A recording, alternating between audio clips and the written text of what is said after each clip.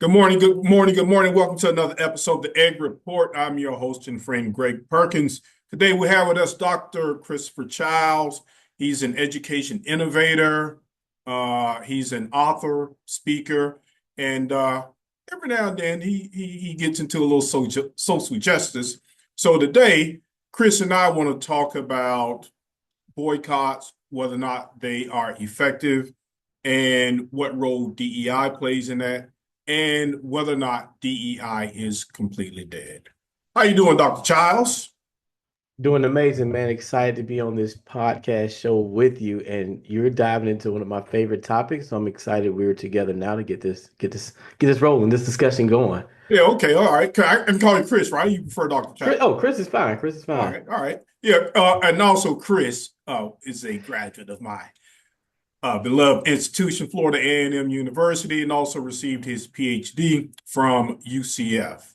So, Chris, in the news lately, I've been seeing a lot of articles on um, boycott, right? Whether they are effective, what role they play in society. So I just want to kind of get your overall take on that.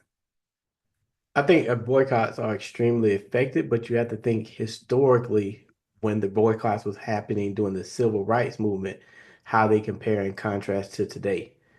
In the Okay. civil rights movement time, there were a couple reasons you wanted to boycott. One, if you were not getting fair treatment, so you want to bring attention to it. So if you ever notice a boycott always starts with like a press conference, a lot of energy, what does that do? Bring media attention to it, to this injustice. Then after you bring that attention to it, you have to then think through what is your strategic plan and next steps. Back then, one of the strategic plans was always, we know America runs on money. And we know Right. when there's Right. a Capitalistic society. capitalist society, and we know when people pull back on money, people listen. My uncle has an amazing quote: I don't care who you don't hate them more than you love money. So it's always going to be money is always a big piece. I like that quote. So in that time when you pull back on money, obviously people will listen. But one of my things is I've looked at other researchers and thought through, all right, now that you get the fair treatment, you give them the money back on the back end. So how effective was it if in your plan, you did not think through what are the bigger things we're trying to achieve. Are we trying to achieve economic independence? Or, as I'm thinking through the present day boycott of Target is the big one in the news Mhm, now, mhm, mhm. what is your ask? And I will be honest, I need to dive more into it, but oftentimes I'm not going to dive into the DEI movement and all of that. Our ask is too small. We're asking for, I just want to have my stuff on the shelves, or I just want to be treated fairly.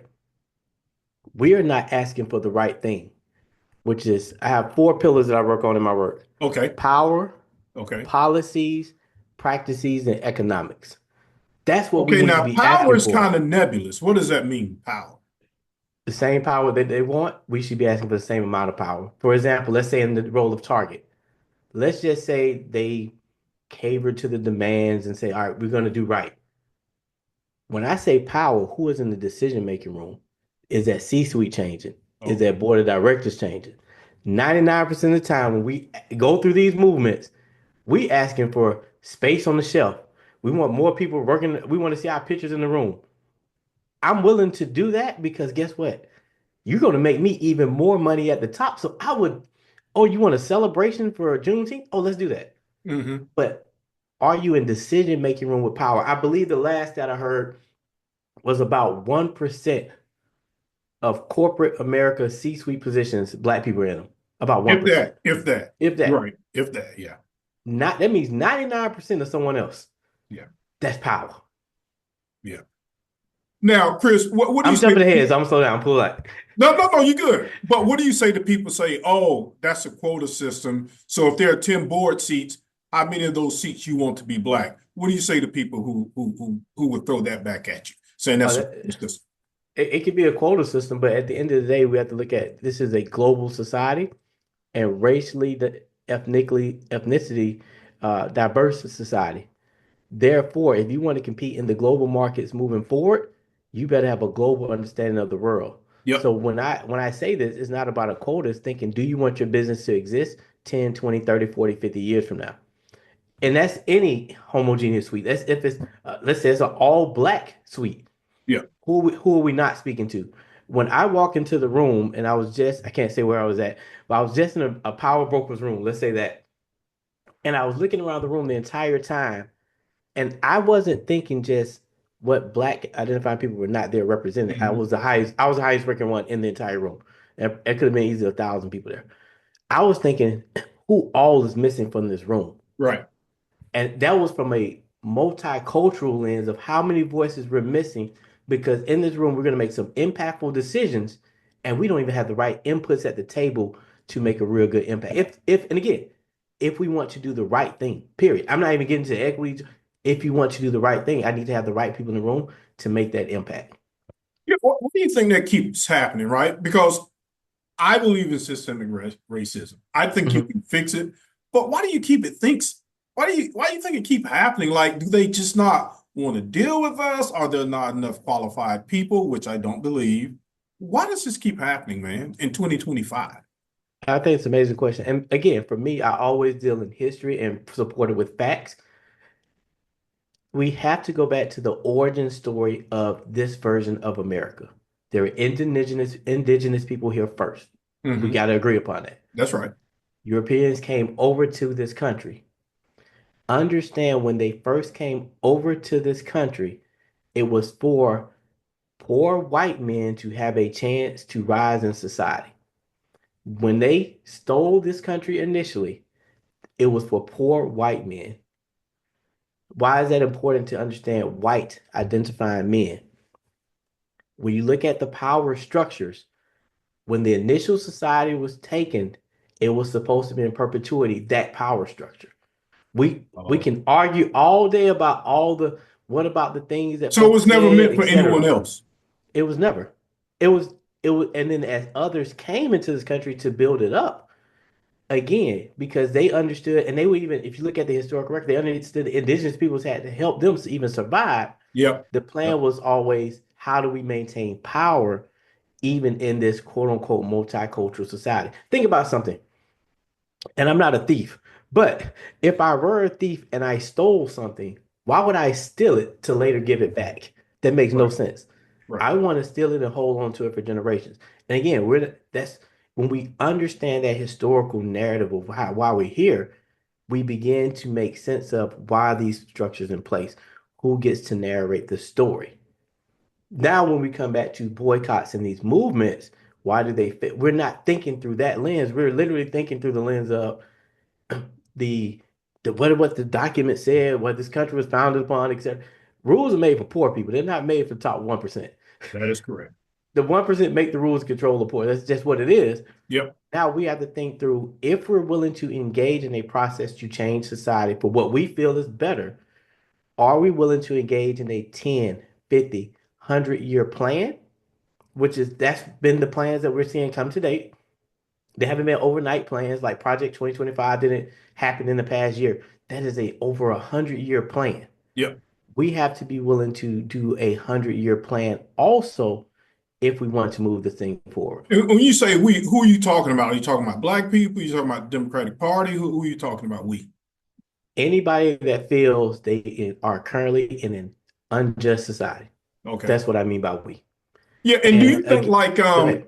are these boycotts organized enough in the way that you said like what is the ask, right? Because all I hear about the boycott on social media, but you're right, it's not clear what are we asking for. And I like Sharpton, but it's like, okay, dude, we're gonna boycott, but like you, what are we asking for? So how do we clearly define that out so we know exactly what you're fighting for? And while we're talking, I'm going to go to the website. It's specifically for the Target one. But I think that's the thing we need to think through. What are we really trying to get? Yeah. And being simple. Sometimes we ask for 100 things and say, we maybe get 10. What are you asking for and what is your line in the sand? Yep. But then also, oftentimes, and I work in corporate America, Hmm. and I'm having a meeting coming up about something similar. We don't go out and reach out and talk to these executives and put pressure on them. So while all of this is happening, I am the type, and you can ask members of the field when things were happening that were unjust. And again, I work in education, it's no secret. You can Google me. I go to the C-suite. Throughout my career, when I was in university, I went to the president. Why? They are the decision maker. Okay. Then I get a better understanding of what could and could not happen. So I would challenge leadership if they have not, and I'm going to go to the website now and double check. Mm-hmm. Have you set up that good meeting? Yeah. Because oftentimes when I meet with these C-suite executives, a lot of them, and to no fault of their own, they don't understand a lot of this stuff. A lot of them have grew up in their bubbles, literally. They know their job is to make money, which they're doing. So when these other inputs come in, it falls off the radar. So go have a sit down, have a conversation with the decision maker, Mm-hmm. and then think through what are we going to do for this boycott. And Hey, I hey, see. Kris, how do you do that? Ask for a meeting with the guy without him feeling that he's going to be threatened by your question. So how do you get that meeting? Because that's really an interesting point. So how would you go about getting that meeting? So for me, I literally have sent emails and say, hey, Okay. I need to meet with you about blank. Or I know people within the org. I say, hey, I need to talk to your CEO. Okay. And I've gotten the phone calls and meetings. Now, were they as productive as I would like them to be? No, because again, thinking about the power structure, I can push him, but I'm gonna be honest. In some meetings, I didn't have enough firepower with me to keep it going. But it made me see his lens of how he was thinking through moving forward and what he felt, honestly, what he thought was good work in that moment. But getting the meeting, as I posted this on social, we at like CEO now the president of the United States, those folks are going to be more layers to get to just for security Right. reasons, regardless Right. of who's in power. Right. But CEOs, these vice presidents, they're human beings just like us. They Yep. shop at stores. They walk. The only difference they have a rented title. Therefore, why are folks afraid to, hey, if that's the CEO, you spend your money there, hey, I want to have a meeting. Or if I can't Hmm. get to you, let me talk to I got to go through your PR person. Do I need to go through your VP of set? They're human beings. Most of them have LinkedIn's because they're kind of looking for jobs too outside of it. Have a Yeah. discussion. It Yeah. costs them nothing to have a discussion with you. And more times than not, they will have that discussion. Why? They care. So here's part of the issue with all of the boycott DEI movements and some OGs in the game. The OGs for those listening, they're like I think those are historical. I want to say original games, but like folks that started. When we think about these movements, and I told you about a quote that my uncle has, we oftentimes do not tie the movement to return on investment. A CEO is going to peak up, and that target CEO is peaking up. Is their bottom line getting hit? Yeah, he's Yep. going to listen. But Yep. what is the plan to move it forward? Because here's the risk we run with a boycott. Target right now is down. Yep. Let's say they figure it out while being down to come back up and you're still boycotting. Guess what? You can boycott all you want. Hey, we just buy a new product line. This is bringing our funds up. Keep boycotting. It doesn't hurt us. So now your movement is what? Dead. So it's important that if we're going to do the boycott, you need to hold the line. Right. So look, I'm looking at the website now for 4 demands of Target. All right. I'm gonna read them out. And Okay. I want to we can be critical of any movement. Do I Okay. support what they're doing? Yes. Before someone takes this clip, I support what you're doing. I get it. It says they want Target to honor the $2 billion pledge to the Black business community through product services, Black media buys, Okay. That's a good one. deposit 250 million in Black banks, completely restore the franchise commitment to DEI, pipeline community centers at 10 HBCUs to teach retail business at the entry level. All right. Let's look at something else. What I love about technology when we have these conversations, we can look up stuff. So let's Okay. look at Target earned revenue for 2024. Again, I'm doing a Google search, so it's going to give ballpark. Target Corporation in 2024 had revenues. I want you to guess, Greg. How much you think they had revenues of? Almost 20 billion. 106.57 billion. Wow. in 2024. Holy sh. So now, when you think about the ask, let's say they pledge 2 billion. And how they're going to pledge it, they probably can. They do it smart. They can write it off. That 2 billion doesn't even a blip on their sheet. Yeah, that's right. That's And right. then when you say, here's the thing, pledge to the Black business community products. So here's where people got to get smart. All right, I'm gonna spend 2 billion. I'm gonna buy Black media, easy, because Black media is gonna tell you to come to my store. Got it. So when I spend, let's say I spend 1 million on Black media on one entity, 1 million, you're gonna make me 10 million. Products and services. All right, Greg, you got a product. I'm gonna give you 5 million to help produce it. Guess what? I'm gonna make 20, 30 million. Hmm. So do you see how who still wins through that media through Yeah, that? Target Now I still get wins. So why wouldn't they come so to the so table? Yeah. so here's the thing though. There are two things. Before they come to the table, when you look at these demands, you do all of this. Their power structures haven't changed. Oh, You got a little policy in there. yeah. The economic line items really haven't changed. What you're doing is still finna build that brand to bigger. Think about what you're asking for. From 106 billion from one, that was 1 year. That so think about what do we want real power in these organizations where we can make more decisions where you're not begging for 2 billion, but you have an equal distribution of the budget of who you're buying from. Think about this. When you walk in Target, there's like a lot of stores have red throughout Hmm. because it's a brand. How much money do they spend on red paint? Yeah. Imagine if you were the supplier of red Oh, yeah. paint for Target. That's we wouldn't even be on the show. We'd be on a yacht somewhere because Yeah. all what do? Yeah. We give Target red paint. Yeah. Does it? Red paint.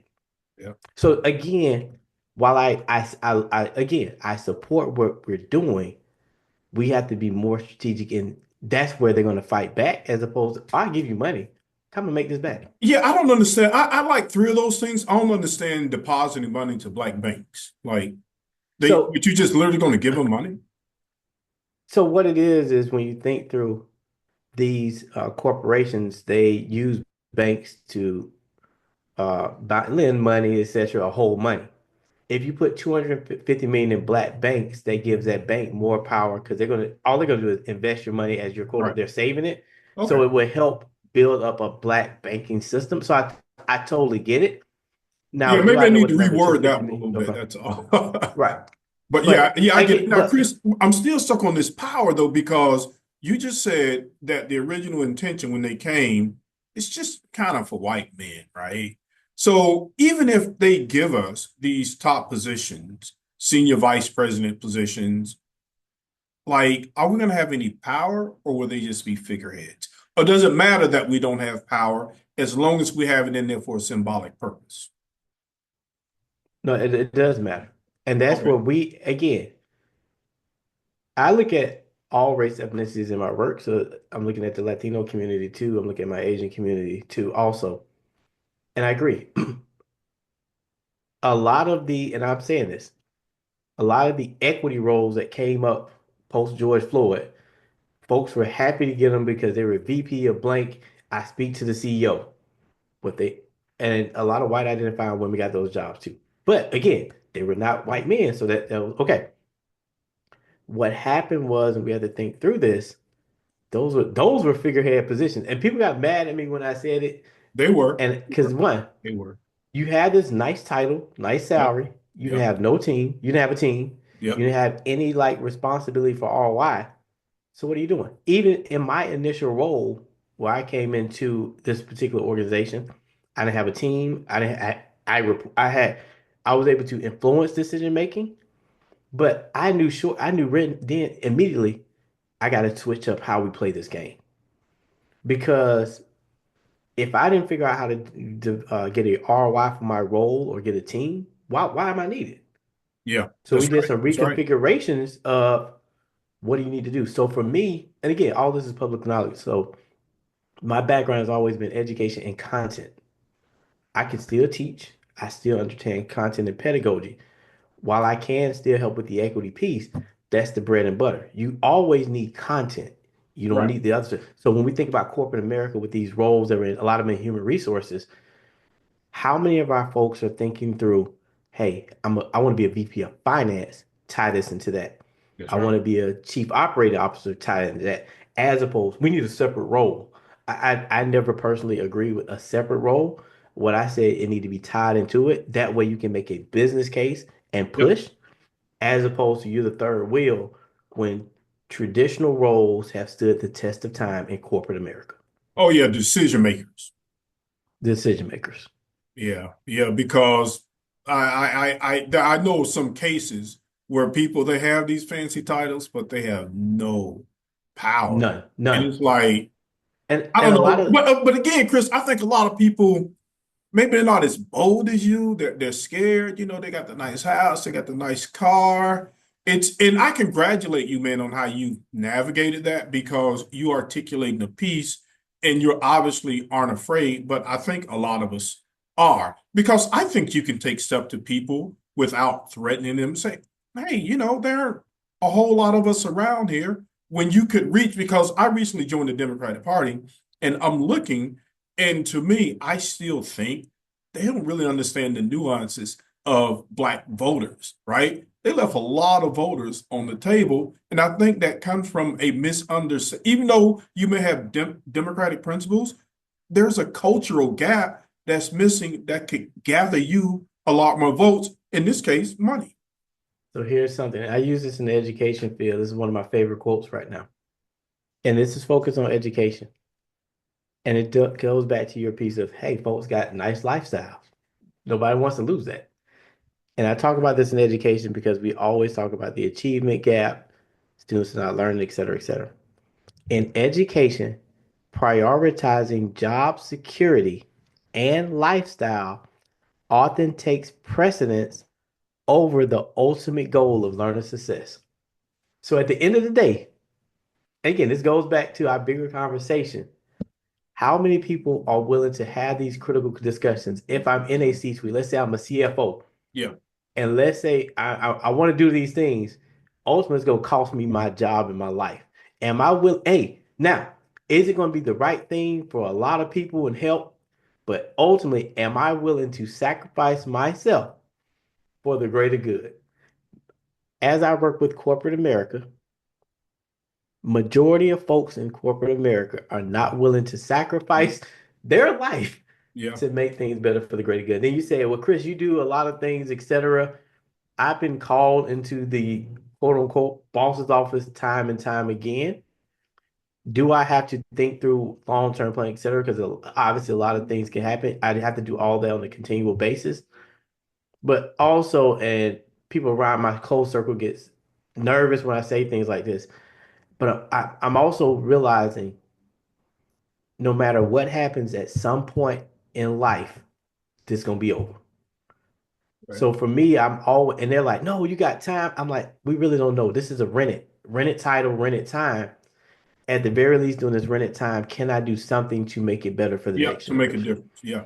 While others are like, I'm gonna be here forever.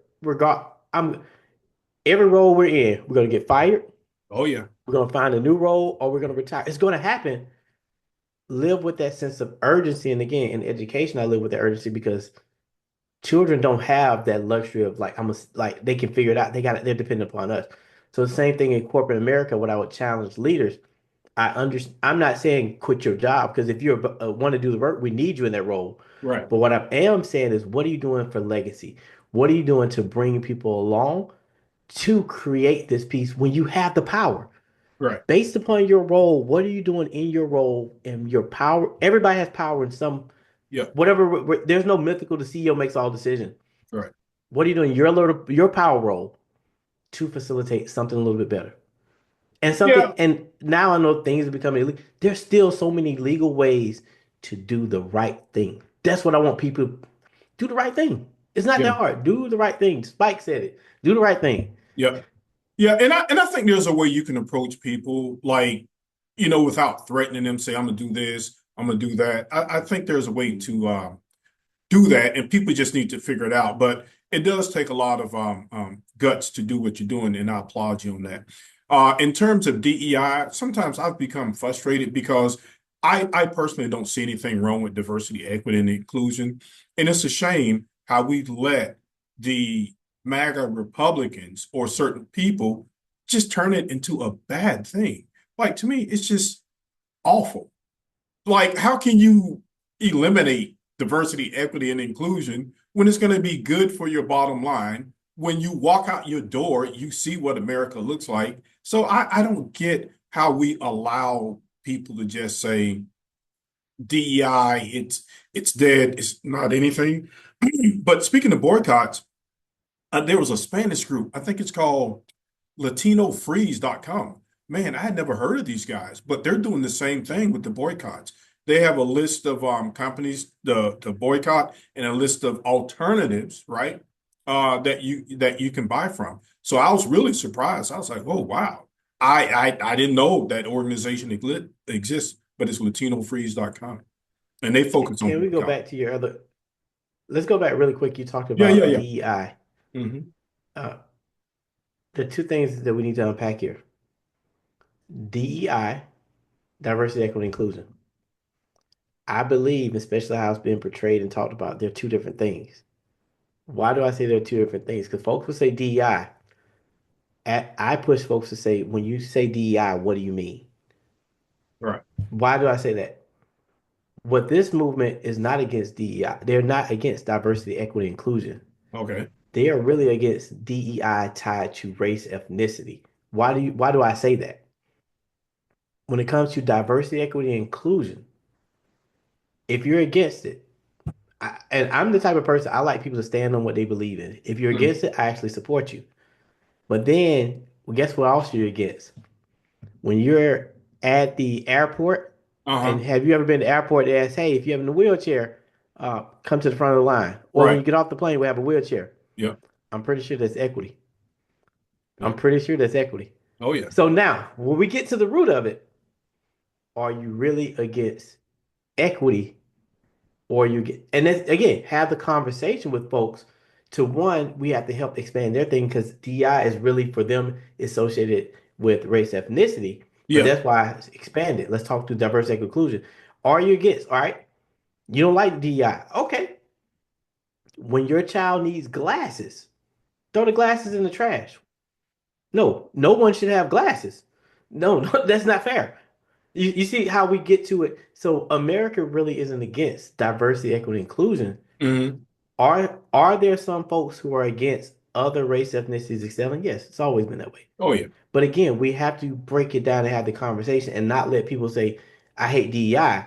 Because then we have to think through when you have closed caption at the bottom of the screen, that's DEI. Hmm. When you have all of these different basic things that we live upon, those things are diversity, equity, inclusion. So when again, we need to push when we have opportunities, just have that conversation. Now, through this whole boycott process, Chris, because one of the things you did say that they want to reinstitute the D policies and initiatives. Was that one of the asks? Okay, so if that's the case, then can it exist in some other format, or do you just think it's just like So completely dead? here's the thing, and Like maybe I one or two people, maybe. but here's the thing I told Jamal. I actually DM'd Jamal because again, what is he gonna say something back to me? He may not. And I told a lot of people when they first started this Target boycott, when you read the press release, you go to the website, what they did internally is reconfigure and rename a lot of the network. And it's on their website still where they reconfigured it. And I have to Google it again now to Do you think find they're it. trying to do the right thing though, internally, subtly? I would say this. This is a holistic statement. Majority of America wants to do the right thing. Okay, good. I like that. I like I that. would say now, do they know how to? Most of them know because Yeah, they don't have diversity in the suite. Are they willing to fight for it? Most of yeah. them know. But what I would tell you this, just like America, nobody's going to lose a company over anything. These companies that have stood the test of time in corporate, they're not going to let anything shake them. They're going to figure out a way to bounce back. They're going to figure out a way to make money. I don't care who's in government. When you impact, as we're seeing this stock market and this money, Yeah, people look up. But the thing we have to think through, and it's with anybody, if somebody can figure out how to make the same amount of money or more without you, they don't need you, right. then you're in trouble. Yeah, yeah. Well, hey man, I was glad to hear you say that last part. But hey man, I appreciate you coming on. And then there's some other topics that we can dive deeper into. So I'm going to say boycott, yes. DI plays some type of role in there. Maybe not in that name, but man, I like guys out like you. You out there fighting a good fight, trying to do my part too. And man, we'll just keep chopping away, and maybe we can make some changes. Again, all we can do is, I love how you said you got to do our part. Yeah, There's no mythical decision maker. There's no that's mythical right. one person that does it. If all of us do what we feel is our part and being the right thing, we're going to move this thing forward. And globally, we have to start thinking through this. We get so caught up in the USA, we don't realize these are all artificial boundaries that somebody made up. We are Yeah, global citizens. We are that's right. all humans who deserve the right to exist. But we also think through a lot of people, you have to educate them on the value of everyone existing, everyone getting a shot, and everyone getting a piece of the pie. When we think about historical times, I was reading this morning in my early meditations. I love to study Kemet, which some know as ancient Egypt. Mhm. When the original people started the world, the goal was for everyone to just have what they need. There's enough, bro. That was it. There's enough of the pie for everybody. In America, you think when I travel, there's so much just farmland that's not even being used. Yep. There's Yep. space and It's place enough. and Even money money, for man. It's everybody enough to money. exist. It's enough for everybody, man. But we have to get folks to realize everyone deserves a right to exist. And because you help someone else, that does not minimize what you're going to get. We're Dr. going to die Child. one day. And when you take that last Yeah. breath, I hope you can say, you unapologetically did the right thing to make this world, as Michael Jackson said, make this world a better place. Dr. Childs, thank you, brother. And guys, thank you for joining us for another episode of the Egg Report. Everybody have an awesome day. Peace, brother.